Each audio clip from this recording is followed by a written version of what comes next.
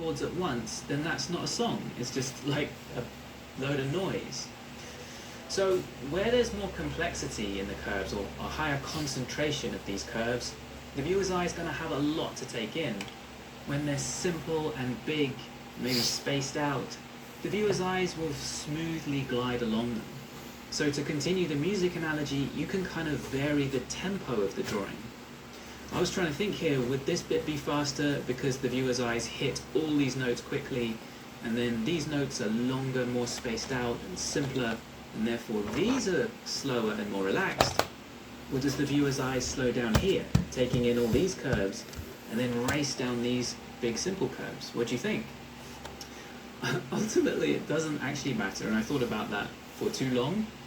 Varying the tempo either way is enjoyable for the viewer's eyes. So having higher concentrations of curves in one or two places where you want more attention, and then fewer, more spaced out, bigger curves where things are simpler, it's often going to work really nicely.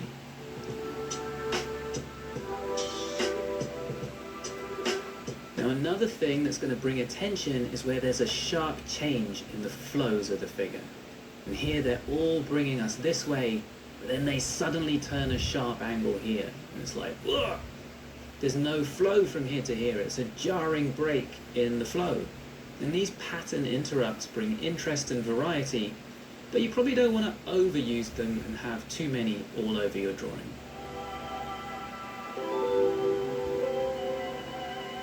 These two curves are too symmetrical. These ones are offset.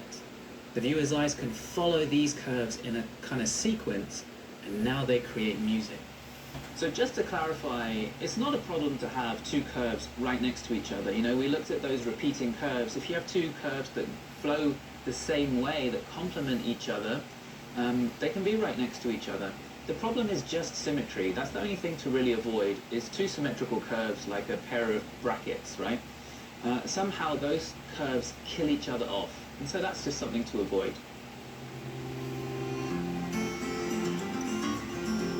Even a figure just standing creates rhythms because of the way the figure's put together. The ribcage tilts back and the pelvis tilts forward naturally, which helps us stay upright. It's actually something that's quite unique to humans who stand upright, and then that creates asymmetries. So in a side view or a three-quarter view, you could see these natural rhythms through the figure. From the front, if the person's just standing straight up, those asymmetries might be lost and the figure gets quite symmetrical. So it's harder to find rhythms in that instance. Now usually, any action that the human figure does, there's naturally going to be a bit of a rhythm to it. Like when people reach forward with one arm, their other shoulder might come back and create a little bit of an asymmetry there.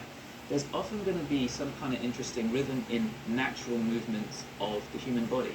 Now a really common thing you'll see is contrapposto, where there's more weight usually on one leg, which pushes the pelvis up on that side, and then to maintain balance the ribcage angles back the other way, and that creates a natural set of asymmetries and a squash side against the stretch side.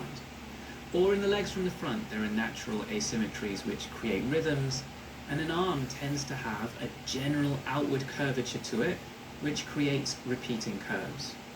Now sometimes I do see a pose, and to my eye personally, I just don't feel much rhythm to it. So sometimes if you can't find a rhythm in a pose, it's not your fault necessarily.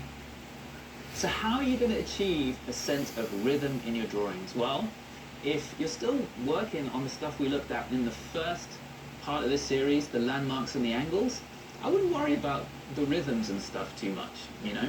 That's something to worry about later on. But if you feel ready to do it, a great place to start is by studying the rhythms that your favorite artists have found in their gestural drawings. How do their curves relate to each other? You can do studies of their drawings to really learn about that. Now you can then start trying to do all of this in quite a manual way. What I mean is that you might not be feeling it in an intuitive way yet, but you can fake it till you make it, which honestly I think works pretty well in a lot of learning about art. You probably shouldn't fake it till you make it if you're a surgeon or something, but if you're an artist, you definitely can. So you can first just look for the head versus ribcage versus pelvis angles like we talked about in part 1 of this series, and that's going to help you find things like the squash and stretch in the torso, and then the asymmetries created by the relationships between those masses. And then you can look for the simple tapering curves in the arms and legs, which might create repeating curves, or they might create asymmetrical curves. You can look for big, simple curves where possible, and then add in more concentrations of curves, maybe in interesting areas, which often is going to be in the torso, and then your bigger, simpler curves will often be in the limbs. And then you can maybe bring out one or two jarring angle changes to bring a little bit of interest. So that's a lot of thought and analysis. We figured something out.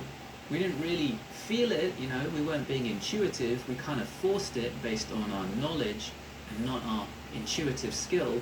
But as you keep doing these exercises, studying your favorite artists and trying out these underlying principles, you're eventually going to find that when you've only got like 60 seconds or maybe 2 minutes, where you don't have much time to overthink things, these things are going to start to come out naturally.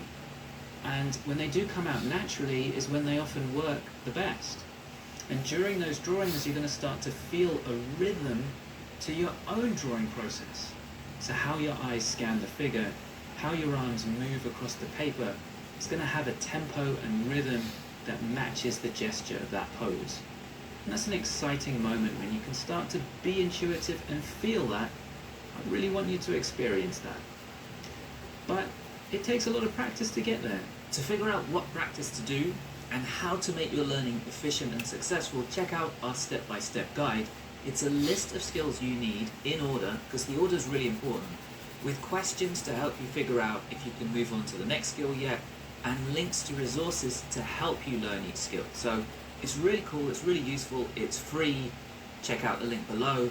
Plus there should be 2 more awesome videos up on the screen. Check one of them out, and I'll see you over there.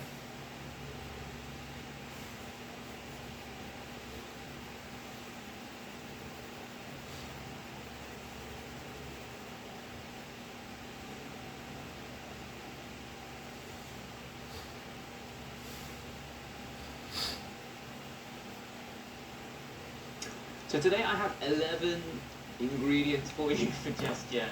And you know what, normally, let's say you have 10 out of 11. That's pretty good, that's like about 90% or so, right? Normally when you're 90% of the way there with something, you can really see it getting close. In figure drawing, with these 11 ingredients, if you're missing one, the drawings still might not look where you want them to, they might look far from how you want them to look. But the good news is, you don't need to be really advanced or perfect on all of these 11 things. You just need to have something in place for each of them. So the first 2 ingredients should sound pretty familiar if you saw our last video, but it bears going over quickly one more time. Gesture isn't just, in my opinion, about big flowing curves that you just feel without any sense of what's going on in the structure, right? So the first ingredient is having an idea of what the important landmarks of the figure are, and then being able to see where they are and see how they relate to each other, right? Because otherwise you're just getting infinite, like a bazillion photons of light coming off this figure into your eyes, so much detail, so much information. It's so much more straightforward and simple when you can boil it down to a few important points. And one characteristic of Gesture is that simplicity and clarity.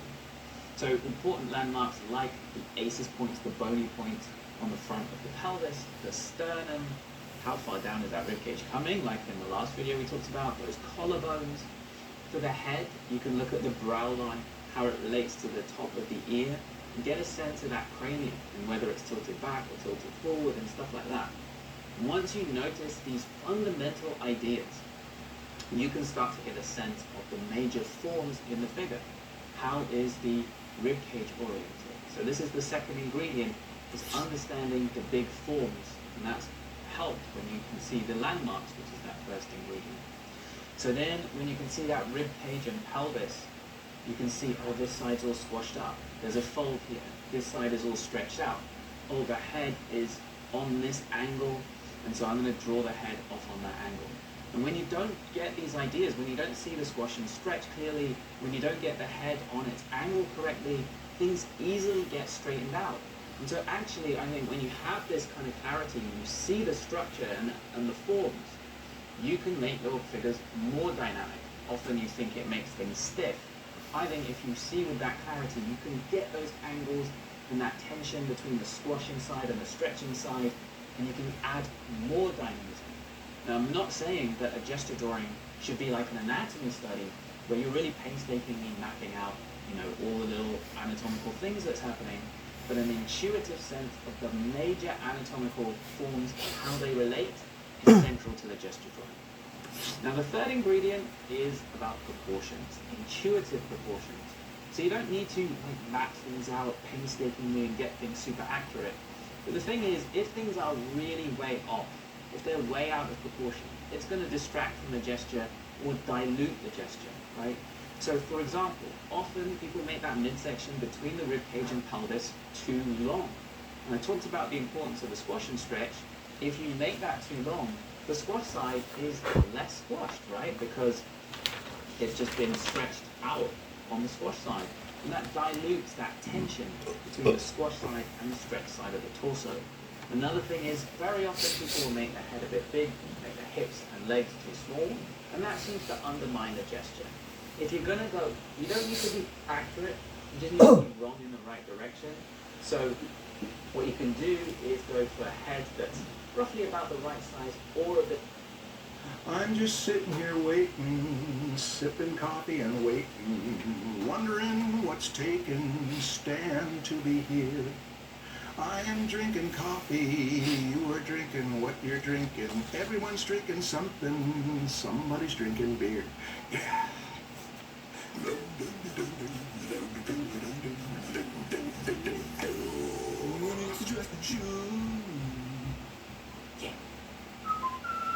Hey, there's Stan. Hi, Stan. Hey, Marshall. Sorry, lunch took a lot longer than I thought. I was never judgmental. Sarcasm? No, I was singing a song, having a great time. How was your lunch? It was good. What'd you have? It was a combination of a bunch of leftovers. Yeah? Yeah. You want to describe them? There was some beans that my wife made for some tacos. Uh-huh. There was a hot dog. And there was Thai food. Beans, hot dog, Thai food. Okay. Yeah, and the Thai food were spring rolls and these fried crab and pork balls. Wow. And so you feel well fed right now and comfortable. I'm full. Good. How are you? What did you do during your break? I looked over my notes on how to study composition, and there's so much in there that it's just too much. Should we not do this? Yeah, maybe we shouldn't do it. There's just too much, and I don't want to Okay. overfeed you. Okay. So, thank you for being here with us. This will be the shortest episode we ever did. Okay. Bye, everybody. Bye. What's the title of this episode? How to study composition. Okay. Hold Yeah. on. Wait, hold on. No. How to learn composition. How to learn composition. You're going right for the success, not how to study it, which creates a little tension that maybe we might study it and not master it. Yeah, well, it's also because that's what we titled our previous episodes about anatomy and perspective. How to learn anatomy, how to learn perspective. I think that's what we call the other one. So we're just going with the theme. Yeah, and this is a big one because people have been waiting for this for a long time.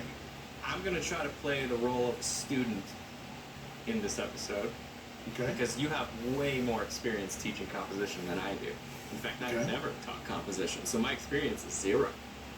Okay. I mean, I've kind of given advice on composition in other classes, like like plein air painting or still life or any class. You kind of have to talk a little bit about composition, but I've never really taught that subject. How do you even define it? I don't know. That's you're the one. Why are you asking me? I'm I asking just you told because you're the student, and this is the Socratic method Oh. of bringing the knowledge out of the student by Oh. saying, what are your preconceptions? Okay. Okay, so you're trying to get the wrong answer out of me. Okay, let's see. No, I'm trying to get a good answer out of you. Yeah. Yes, I was figuring this was respectful. Okay, so first of all, my experience learning composition. I've taken, I think, one class on composition. I think Eric Gist was the teacher, Mhm. and I think it was more of a compositional templates course, and I think he even acknowledged that here's some templates, Steelyard or Polyard, no Steelyard. Yeah, it's Steelyard composition. There's like, was it 6 or 8 of them or something? Edgar Payne breaks it Yes. down into several basic ones that are very basic. If you've got a vertical and a horizontal in there that dominate the image for the angles, and it's offset from the center, Steelyard. What were some of the others you remember, any? There was some kind of yin-yang one. The yin-yang one is a major one, yeah. That you've got a set of opposites, however you arrange them, and that there's an irony in them, they flip-flop. Radial patterns. I remember like a triangle, kind of like a thing, kind of everything pointing at the top. Like Frazetta did that a lot, where he's got this group of people, and at the very top is that hero. Yeah. And everything just kind of points up to him. And yeah, I don't remember the other ones. Well, there are many other ones. Okay. Edgar Payne makes a chart Yeah. of a number of basic compositions. You can even base them on letter forms. So that was my course that I took from Eric Giss, and he acknowledged that like these are kind of guidelines that like all of these can be broken. They're just little templates. What do you use them for then? What is their value if they're little templates? I'm using Socratic irony. I'm asking Yeah. rhetorically. I don't know. I mean, it's like if you want like a quick composition that'll work, or if you're like, for example, if you're plein air painting and you look out and you're trying to find something, you see a big tree and a little tree, and you're like, oh, cool, I'll paint that. And it kind of looks like that compositional template I studied. Yeah. You can kind of fit your painting into that mold. Okay. Now, I don't know. I don't like that. I mean, maybe for like a beginner student who's starting to learn it, that might be cool. It's like a quick way to get some kind of success, right? But Yeah. going beyond that, I don't like that. I want to learn it a little bit deeper. We've had students ask more than once, a number of times, what do you guys think of harmonic armatures? Yeah, you're gonna have to explain that to me. Yeah, harmonic armatures would be that if you're composing within a rectangle, for example, that you can divide it with corner to corner X's, and then you can start to divide lines up within there. And there are certain divisions of lines that are pleasing to look at, the way certain frequencies make pleasing notes. And there's a lot of talk about harmonic armatures, and I'm trying to see if the subject of harmonic armatures has anything to do with these templates that you were learning in the composition class. Is the golden mean, is that a harmonic armature? The little spiral pattern that kind of goes into... Yeah. Okay. Probably. Then yeah. I mean that's a template. Okay, well let me start with this. Here's what I'm getting from you. In many a composition class, the first thing you study is that the arrangement within the rectangle that you are composing, whether you put something here, affects the picture. It affects how it feels. It affects the success of it to some degree. And there are prescriptions. There are templates. There are ratios that a lot of people have passed down over the ages that say this is a good ratio. One of the most common is the golden section, or the golden mean, or the golden rectangle, whatever you want to call it. You can learn any composition course. You can type in golden section, golden rectangle, golden mean composition into YouTube, and you're going to have more people who will take the time to explain it than you need. But let me tell you how it was explained to me by my teacher, Don Wyden, when I was 18 years old in a design class, that the ancient Greeks wanted to find out what pleasant divisions were. So somebody took a stick and gave it to all sorts of people and said, hold this stick somewhere from left to right in the way that just feels most pleasing to you, I guess. Just an emotional decision. And they didn't tend to grip it toward the middle. They tended to grip it at a ratio of about 1 to 1,618, something like that. They calculated.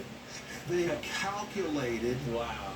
what the math was to quantify what the emotional decision was that this is where I like to do it.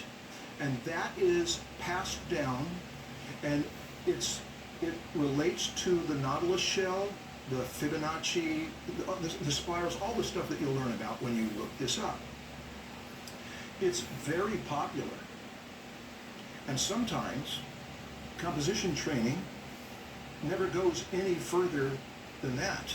When we've talked about this very little, I don't know that we've spent 2 minutes talking about this in all the years that I've known you. You said that you weren't a big fan of it, or that you don't use it, of the conforming your compositional choices, the organization and arrangement of how you put things in that rectangle, conforming them to a template or a mathematical ratio. I think there's something to it. But I think I've seen people take it way too far, in my opinion. There's been some people that have emailed me with these PDFs full of studies of master paintings that are divided up into 100 different triangles and swirls, and it's like, look how it matches this perfectly. And it's like, well, because you divided it to match. Like, you can take any painting, just crop it in a different way, and divide it up into triangles that will fit this painting. It seems like it's kind of, you're making a template to fit the painting instead of you know what I mean? It's like a customized template. I don't know. It doesn't feel like it's going to help me be a better artist. Yeah. It's a mathematician who's probably a really good mathematician trying to analyze paintings that maybe the original artist thought a little bit about that, like maybe a little bit of imbalance, but not to that degree. I highly doubt it. Okay. I mean, maybe of course there are some, like maybe Michelangelo did at some point, but Let me tell you what I know about that. okay. Is that harmonic armatures and conforming to grids, as it were, many great masters have used them. Okay. And if you were to study with someone, say, like Myron Barnstone, he would have you turn all curves into straight lines. He would have you carry those straight lines through so that you can see where they disappear and pick back up again. He would have you understand the angles of everything that you can perceive in that picture. And there is great value in that it heightens an artist's, it heightens a student's sensitivity to the fact that those angles are in there. And they're part of the composition.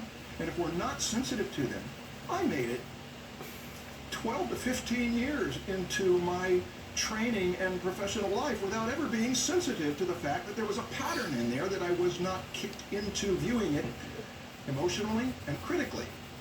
And so there is value in that, and we say, well, what masters have used it? Certainly Rembrandt did. We know, because there's some that you can see. He was deliberately and self-consciously dividing up the space. Constable, the landscape painter, many of them. Can I ask a question? Yes, go ahead. Those paintings where they deliberately made it fit perfectly to some templates, if we just take those paintings and shift things a little bit, just a little bit, so that it doesn't fit that anymore, is it going to be a worse painting? Like, is it actually going to look worse to an observer that has no idea that we just did this? We'll get to that in 5 minutes. Okay, and I'm actually curious. I'm not arguing against it. I'm figuring out, like, does it actually have an effect on the result? Stan, I feel the same way your instinct is leading you. Yeah. I think that harmonic armatures and studying that stuff has value. But I think that it's something like astrology. There's got to be something to astrology because it's been around a long time. And there's a lot emotionally to it as an art. But when you start to critique it as a science, as anything claiming to be a science, it falls apart. in some important ways. So what do you make of it? I'll leave astrology up to you, because I don't know enough about it, but I do know enough about harmonic armatures to tell you that great masters used them. And I can hear garbage, that. yeah, garbage trucks here. Ah, I hope this isn't a metaphor. It's that Wednesday garbage truck. Well, no, it's that once Marshall starts talking, the garbage truck comes in to say, don't listen to this. Yeah, garbage is spilling out of two places. Yeah. I hope not. Hey, let me tell you, I got to tell you how dynamic symmetry, which is another harmonic armature, dynamic symmetry was very popular, probably in the 1920s. There's a book, it's still in print, I think, that Dover came out with. And Norman Rockwell was working as a professional illustrator and quite popular. And illustrators around him said, are you using dynamic symmetry in your composition? And he didn't know what it was. Oh, this is the scientific way. Science is moving us ahead in how to compose. You've got to do this. So Norman Rockwell got the book on dynamic symmetry and learned dynamic symmetry and started arranging his Saturday Evening Post covers so that they conformed to dynamic symmetry. And he even shows some of those pieces.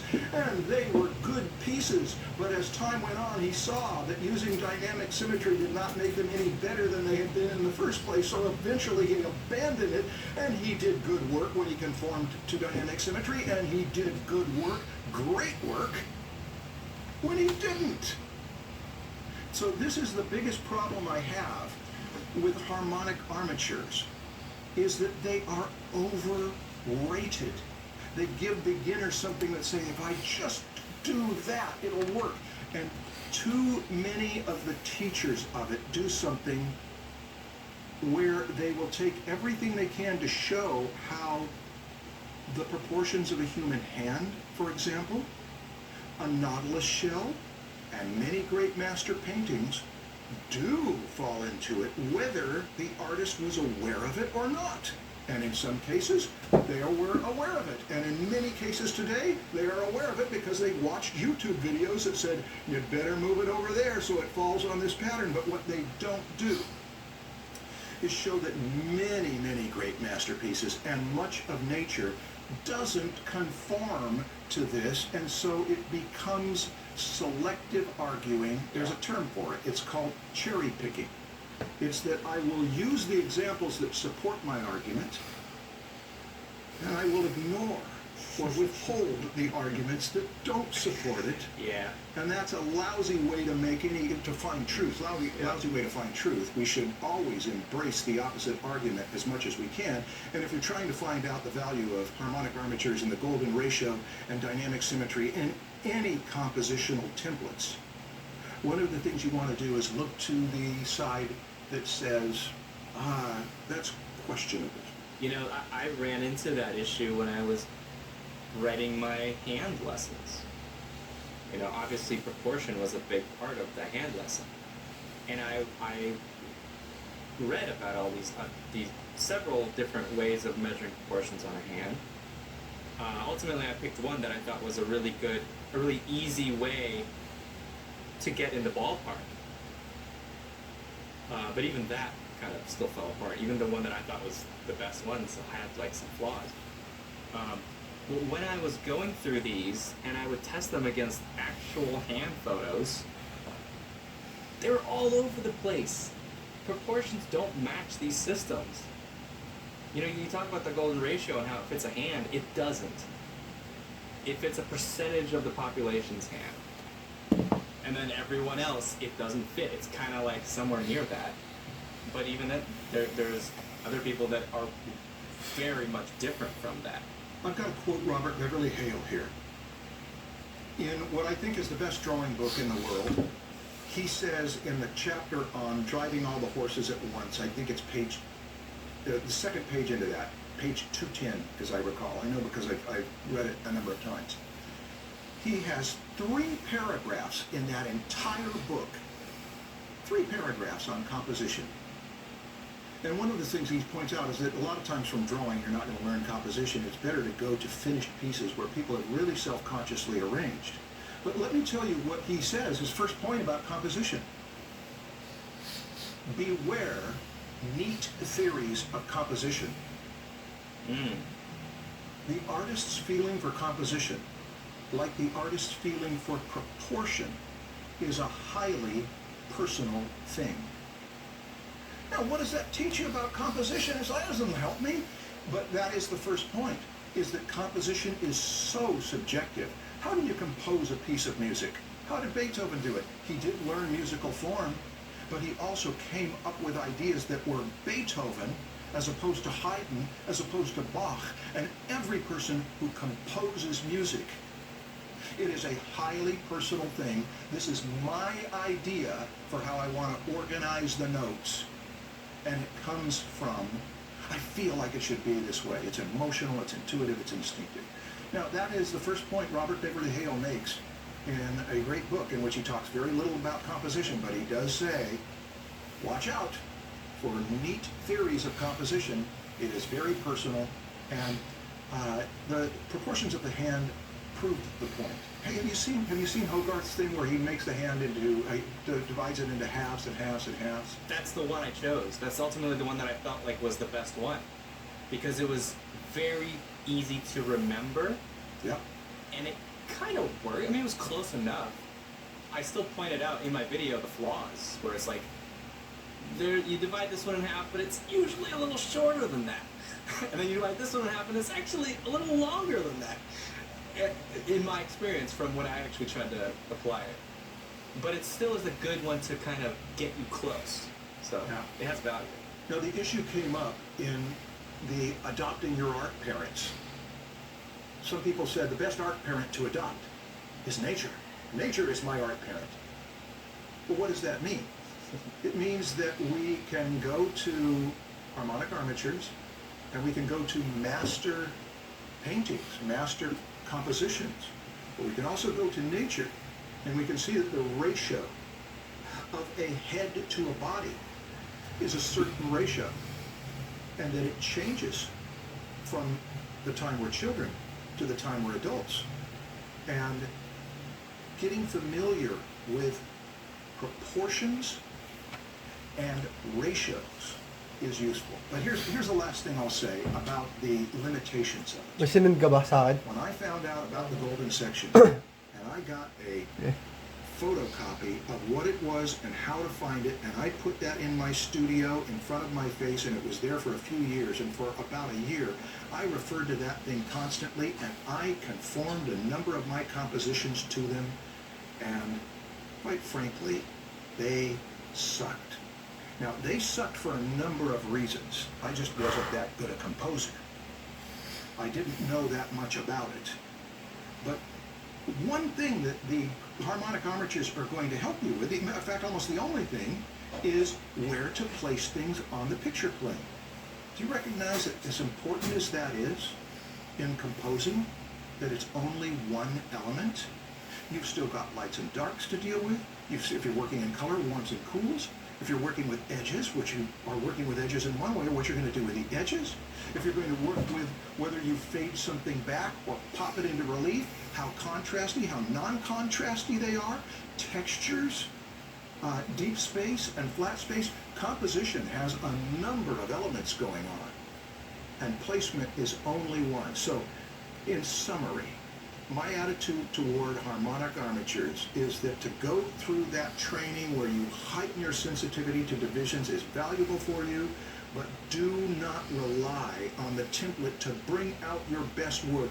And the fact is, the people I know around me, including former students, who are the best composers I know, miles, hundreds of miles beyond me, I've watched how they got good at it, and I think that to a person, not a single one of them ever measures this out. They go with something much more valuable, which I hope to land on, which is tapping into emotion and using nature as your parent. Now, there was one other thing I wanted to say about that. Alphonse Mucha wrote a book on composition. Alphonse Mucha was deliberate, calculated, mathematical, and he would arrange the way the ratio would change as things moved through there for their size and everything else. It's an impossible book to learn from. I couldn't get through it because he was expecting you're going to compose like me, and you're going to use my, before they were talking about fractals, my fractal divisions to make this change, this gradation of size. Mucha did beautiful work, and it lasts. It's got qualities of nature. Frazetta, from what I can gather, never measured out his canvas to conform to those rhythmic divisions. And if they landed there, it's probably because Frazetta was doing the thing that this all came from. The Greeks didn't start with the math. They started with, what do people tend to emotionally prefer? And let's take all that and quantify it and say that is one potentially powerful thing to know about it. Study it, but don't put too much energy feeling like it's a rule or something you need to conform to. There's something much more important coming up. Okay. How do we do for the first part of this? I like it. If you're playing the role of a student, what would you ask next? I would ask, then why do we even, how do we study composition and why? Because if it's all about emotion and how it feels and it's subjective, you know, every artist is going to think differently. Why is this even a field of study? I can just do it how I feel like it's supposed to be. You know, I feel like I did some of my best compositions before I knew anything about composition. When I was 18 years old and I was going by instincts. But that is typically a stage of beginner's luck, that you were tapped into something. And then when you start to make, I came up with a tune on my own. I composed a tune. It's a good tune. Yeah, but when you're going to take it to the next level where you're going to have accompaniment to it, are you just going to have the accompaniment ape the tune, or are you going to try to counterpoint things? So what if you're going to have several instruments? What if you're going to have some in the higher registers and the lower registers, and it gets more complex, and then you lose the ability to juggle something complex? And composing finished works, there's a lot of juggling acts. That's one of Robert Beverly Hale's metaphors for making a picture. It's like juggling. You're trying to do many things at once. Hey, let's go back. Let's go back to Robert Beverly Hale to see what he says next, because I told you he gave 3 paragraphs. He said, after he said it's a highly personal thing, he says this: however, certain principles of composition may be learned by studying the masters. Goya's mastery of the balance of blacks, gray, and whites is a case in point. That tells us something.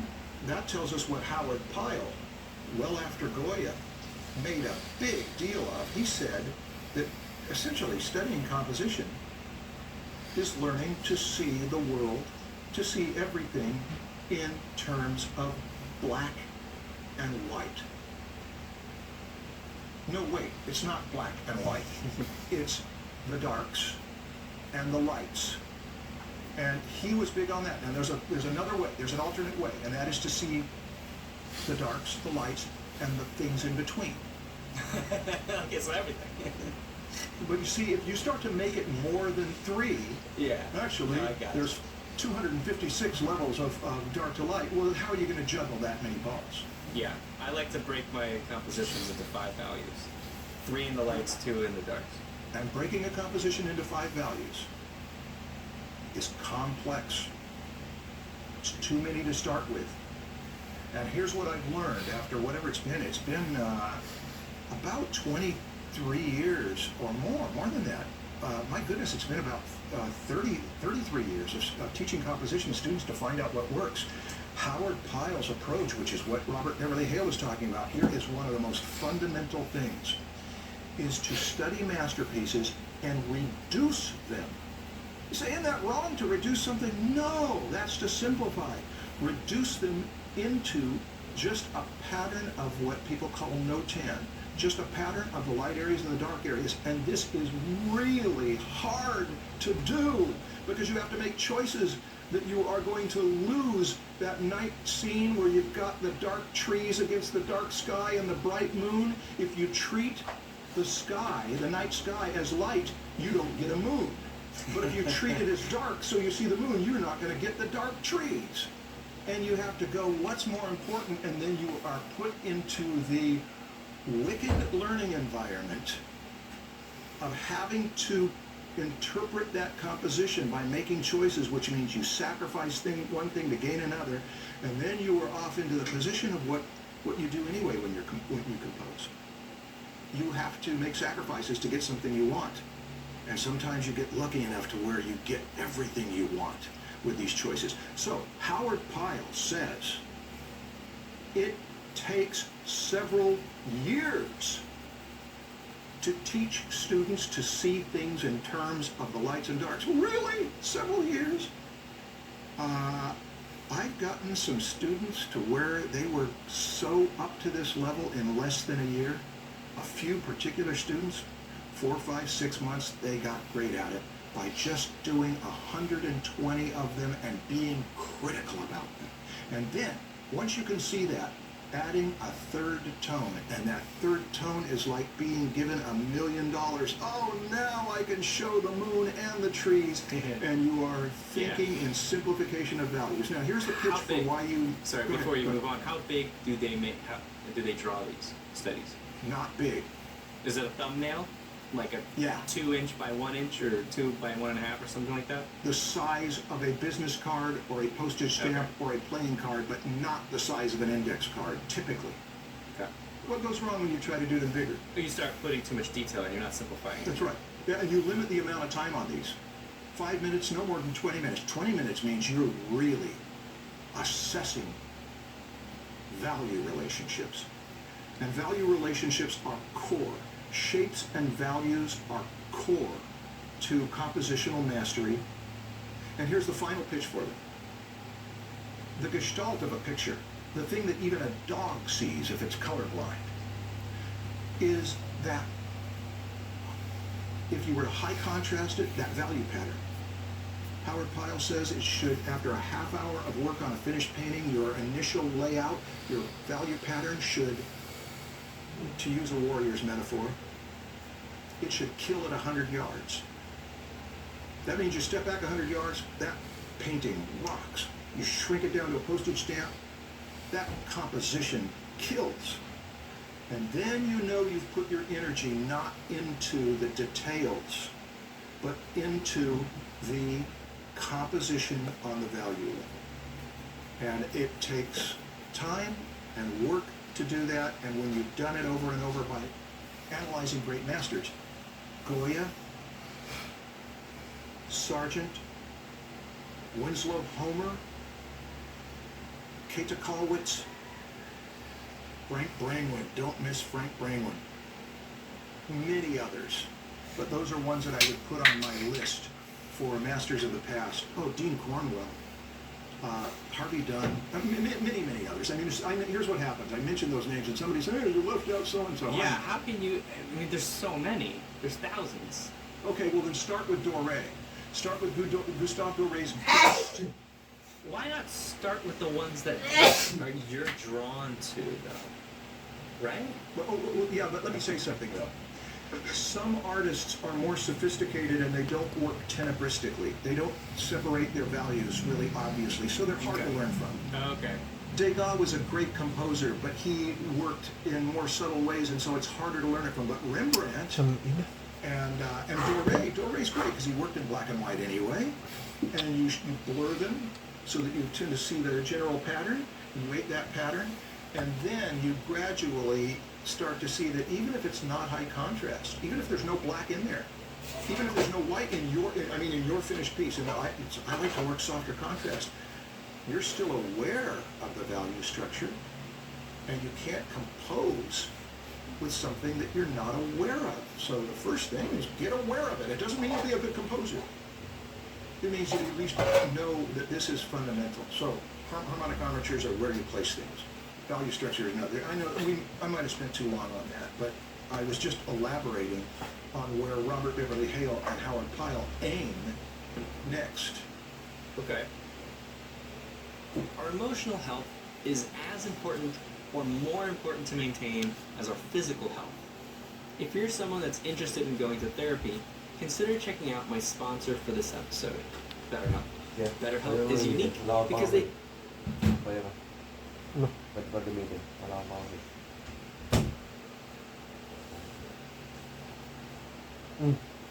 Wala namang amoy. Pabanguhan mo na lang para bumango. They take out the annoying air to provide us pull listener help. Student mind goes to some keywords that I hear about when I hear about composition, like focal points, contrast, Yeah. gesture, storytelling. Focal point B is like the one that everyone focuses on. Yeah. That's because focal points happen in nature. There might be a million people, billions of people, but there's going to be a few that you focus on. That's the principle of priority. Some people call it the principle of dominance, the principle of emphasis, the principle of supremacy. Let me go to the next part of what Robert Beverly Hale says. Certain principles of composition. What does he mean? There's elements. We've talked a lot about elements. Elements are just the ingredients. The ingredients can be used badly. Principles are there some ways to use them well, and one of them is if one thing is more important than other things, that's usually a good idea. It is not a rule that there has to be a single focal point. That's what you watch out for. But Corot made that a rule for himself. He has a quote about he always has one, I think he even called it a highlight, one part that is brighter or more colorful or whatever than the rest. And you go through his paintings, that was important to him. That's important to a lot of artists. That's important to a lot of storytellers, that you have a climactic Tang point in the ina. story. Garbage truck's coming in, can you hear it? Yeah. Should I talk a little bit? Yeah, you go ahead. A few people who have studied at the Russian Academy, the Repin Academy in St. Petersburg, they told me a little bit about what they teach about composition, and it kind of reminds me of what you just said. And this is kind of like a telephone game. It's like someone told someone, and then they told someone, and they told me. So this might not be the way they actually teach it, but this is how I understood it. Even on something as simple as like a face, it's a portrait. It's not like a story that you're telling with a background, a foreground, and middle ground with several characters, and there's flow through them. It's a portrait of a face. You're still thinking about the composition of this rectangular space, and you have to think of how you're arranging the contrast in your drawing.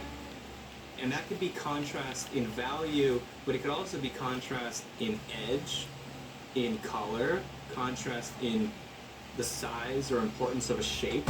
It could be contrast between different elements. It's not just value contrast. Right. And he says that typically what they'll do is you got this, the eyes and the nose, which is the focal point of a portrait, typically. And it's also usually the thing that's closest to the viewer, right? This part of the face is closest. And things recede back. Like the jaw is farther back, the ear is farther back. And what they'll do is things in the nose, those sharp edges, like the nostril, the cast shadow coming off of it, will be higher contrast than things towards the back. And they'll really pay attention to that. So for example, you have, There's a lot of children compose instinctively, maybe not sophisticatedly, sometimes sophisticatedly in some ways, but not sophisticatedly like when Steve Houston does it, where you've got all this balancing act of textures and colors and values. That is composing. It's composing a face. I had a student tell me once, I don't need to take composition because all I do is portraits. It's like, well, what do you mean? You put the face in front of the camera and paint it. Yeah, but you might not like the background. And you say, I want to simplify that background. Okay, you're composing. And I don't like that light. I want it from a different direction. You're composing. I don't like how hard those shadows are. I want them softer. You're composing. I don't want to move the camera up or down. You're composing. You're composing with space. You're composing with form. You're composing with rendering. You're composing with elements. Yeah, that is composition under any name.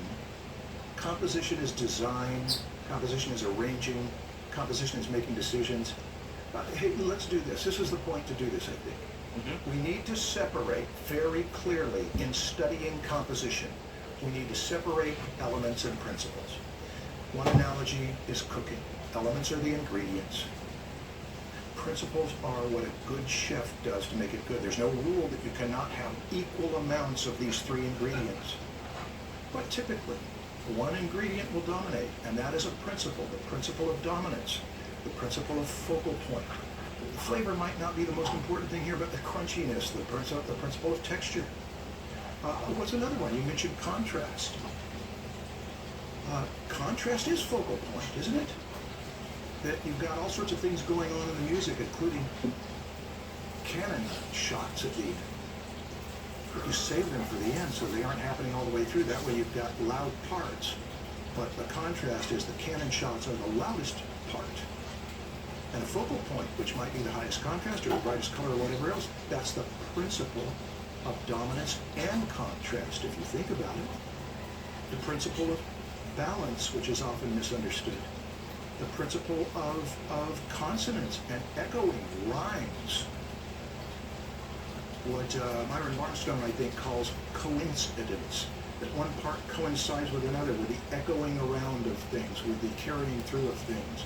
Continuity, directional movement, paths that take you to the focal point, which is the big boom, or if you use the journey metaphor, is the destination of the journey, or whatever else. So we're moving into what I think is the most important thing about composition. Ooh, let me get, is it storytelling? No, because Emotion? it's metaphor, which leads to emotion. And metaphor is the most misunderstood thing about composition that I know of. You think it's the most important? Now, I think that there are three great important things about composing. Okay. One is what we've already mentioned, that you do it for the joy of making decisions. There are certain people who all they want is a template. They want somebody to tell me what's right. And if you're clinging to that and not enjoying it as I get to make up my own ideas, then you're probably not going to do your best work. But if you take the attitude of it's exploring, it's discovering, it's trying things, it's messing around, it's experimenting and having fun with it, you're probably going to be led to better choices. The second that we will do for this purpose is what you started to mention with contrast. Contrast and balance are the use of opposites. Okay. That you compose with lights and darks, and you compose with bigs and smalls, and you compose with sharp edges and soft edges, and up close and far away, and flat and thick, and all sorts of other opposites. You can list maybe, well, half a dozen that everybody uses, but when you list the ones you can use, you could have 20, 30 sets of opposites. The familiar and strange, the organic and the industrial. That's kind of fun, too, to look at your own work and see what your set of polarities that you play with are. But that's a whole lesson. Yeah. And I spend a few hours on the use of opposites in teaching composition. I'm interested to hear what you're going to say about the metaphor thing. Can you make a case for it? Why is metaphor such an important thing? I haven't heard much about this. First, let me ask you, when somebody talks about metaphor in composition, what do you think it means? I'm thinking of literal metaphors, like a shape kind of looks like something else, and it's meant to look like that something else because it's sending a message about what the meaning is behind this painting. Yeah. In storytelling, Robert McKee calls that symbolism. Symbolism is where one thing represents another. This rose symbolizes passion. That horizon symbolizes eternity. This egg symbolizes fertility. That can be done brilliantly, but it's not going to help students compose. It can turn them into pretentious university students who say people just don't get how brilliant my work is and that everything means something else. But it can be done brilliantly. It's just that that's not where we dig for what this is about. Okay, so why is it so important? You're saying it's one of the most important things about it. So can you make a case for it? It's because when you look at a picture, you have an emotional response. If we're sensitive viewers, in particular, if we're good viewers, we look at it and we feel cheered up by it, or scared by it, or thoughtful about it. How does that happen? It obviously happens by the subject matter. If you have a beautiful face, you will have a different response than if you have a scary monster, but not necessarily. A person can compose that monster, which might be hideous, to make it quite amusing looking by the way they treat the flatness of it and the outlines and the bright colors and turn it into a cartoon. And we can have that very attractive face be terrifying because it's in a noir film where the light is coming through blinds that turn this person into slices of light and dark. And it's very disturbing. Composition is about getting an emotional response. And we get the emotional response at the most basic level with the abstract design. With it feels like blood. It feels like garbage. It feels like a lovely spring garden.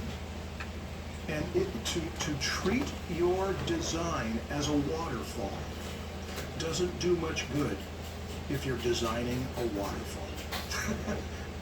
But if you are designing a wedding dress and you treat it as a waterfall, then you are bringing the energy and emotional content of one thing into another thing, and there's something about that that is basic to our emotional response, and it is something that every great musical composer, storyteller, sculptor, artist uses, even if they don't know the definition of the word metaphor. Every child uses it.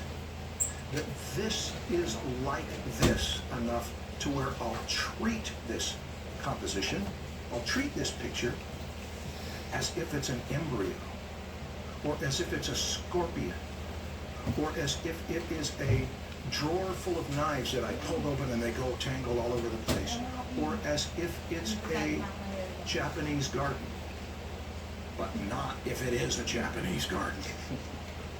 That's we're saying the one thing has a certain feeling, and I am going to arrange my elements by comparing the two. This is the blood of creative composition. This is how I have seen the students who take this seriously do the best work I've ever seen. And the students who never pay much attention to it or don't work on it, I don't know that we reach our level unless we really take it seriously. And here's the last thing I'll say about it. Here's what I mean by taking it seriously. Children do it instinctively. Many grown-ups stop doing it because they want it to be literal, measurable, quantifiable, able to conform to the golden section. But what about what you've got in nature? What about what you've got, all of these? The golden section is like a cracker compared to the feast that you can have of metaphor, where you've got all sorts of things that you can pull from. And getting good at it means to take a year or 3 of consciously working to make comparisons. One exercise, it's only one, but one that is good, is to take your 20 or 30 or 40 favorite paintings of varying styles and liken them to meals.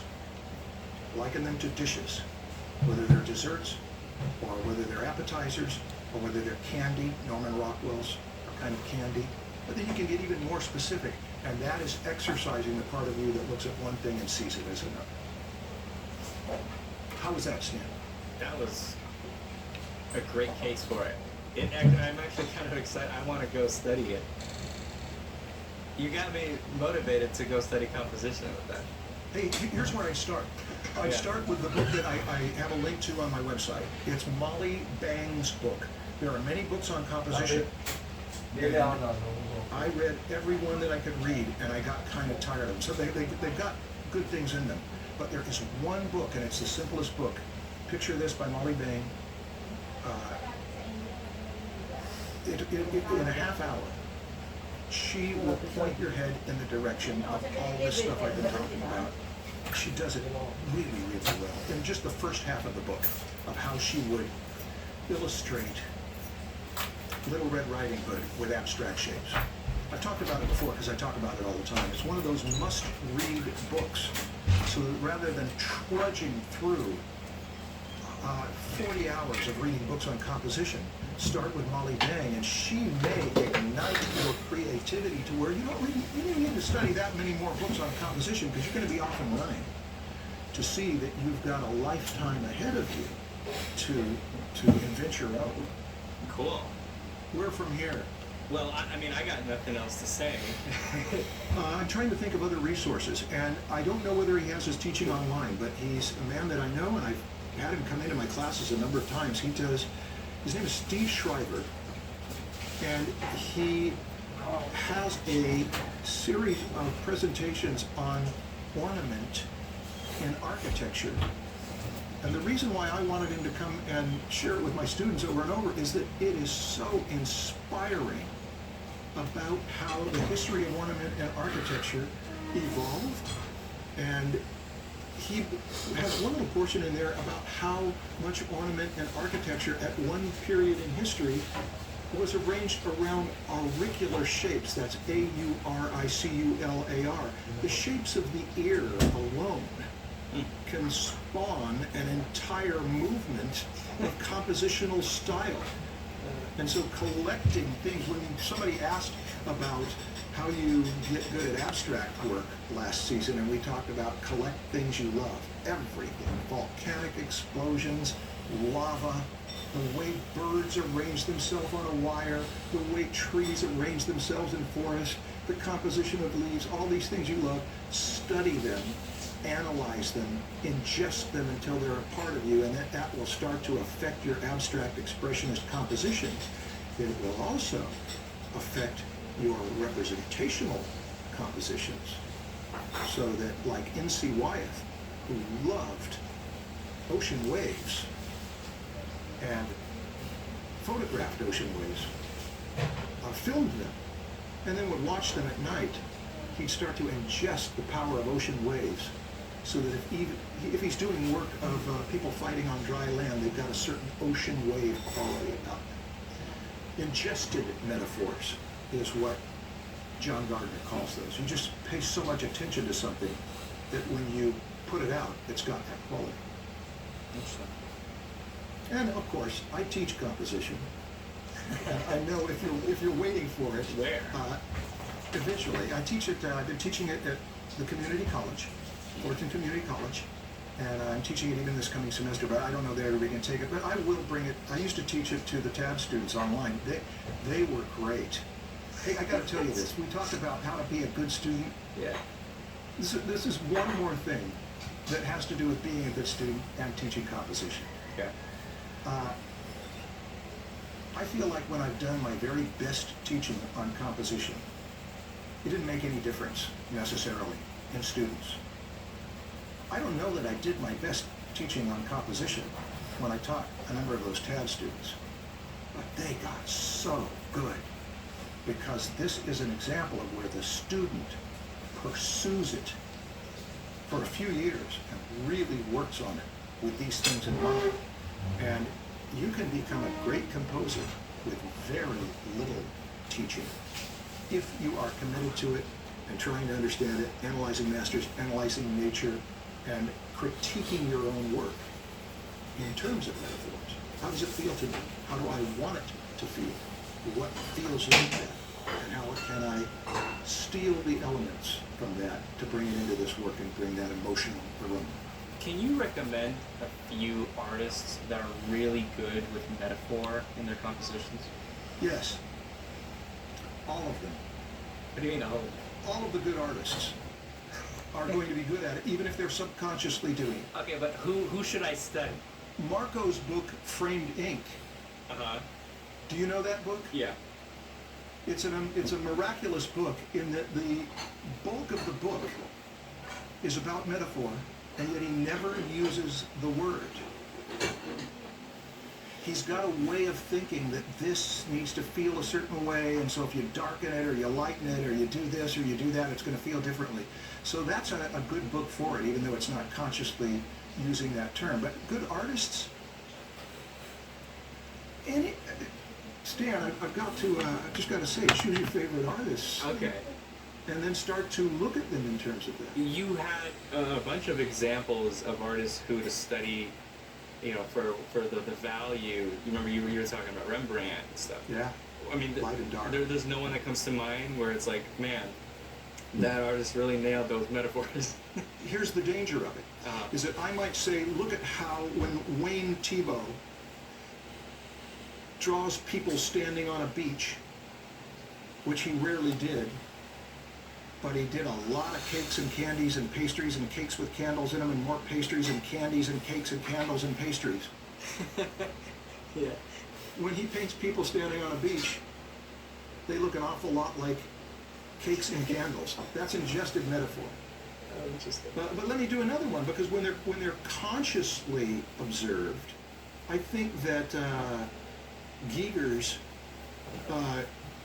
metaphors of the body as rotting meat and machinery are pretty obvious. But Michelangelo using the body as a flame, that was a consciously chosen metaphor.